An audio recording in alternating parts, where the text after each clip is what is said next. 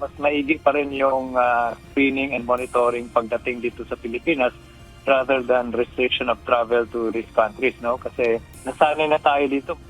Naniniwala si infectious disease expert Dr. Ron Gensolante na hindi kailangan magpatupad ng travel restrictions ng Pilipinas sa mga bansang Congo, Uganda o iba pang mga bansa sa Africa dahil sa Bundibugyo virus.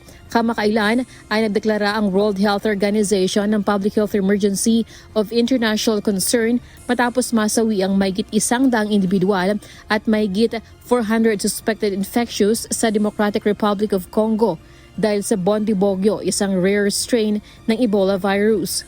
Sa kasalukuyan, limitado lamang ang Ebola outbreak sa Congo at Uganda. Ayon kay Dr. Solante, sa ngayon ay hindi pa high risk ang bansa sa Bundibugyo dahil wala pang may nakapasok na galing sa mga African countries na infected ng Ebola. Nagpapatupad rin ang border control ng Department of Health at sinusuri ang mga inbound passengers lalo na ang mga returning Filipinos para malaman kung saan silang bansa galing at kung posible silang exposed sa mga taong infected ng Ebola virus.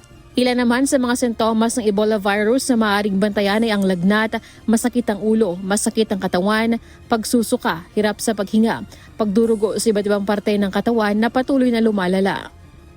Any patient presenting with lagnat, masakit ang ulo, masakit ang katawan, tapos nagsusuka, nahihirapang huminga, tapos nagdudugo sa iba't ibang parte ng katawan at pwedeng lumalala hanggang mamamatay.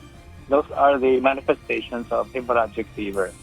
Gayunman, naniniwala si Dr. Solante na handa ang Pilipinas dahil nalampasan na ang nangyaring COVID-19 outbreak. Mayroon ding mga ospital, isolation room at personal protective equipment para sa mga healthcare na mag-aalaga sa mga infected patient.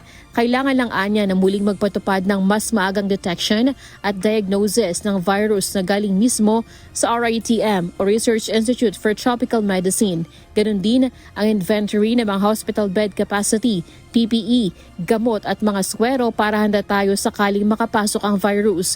Dapat ring may magandang koordinasyon at information drive ang mga LGU, komunidad at healthcare system para iwas sa panik. Payo naman ni Dr. Solante sa publiko, laging panatilihing maging malusog, laging maghugas ng kamay at magsuot ng mask kapag exposed sa maraming tao. Lalaine Moreno, UNTV News and Rescue. Diyos ang aming sandigan, serbisyo publiko ang aming pinahahalagahan.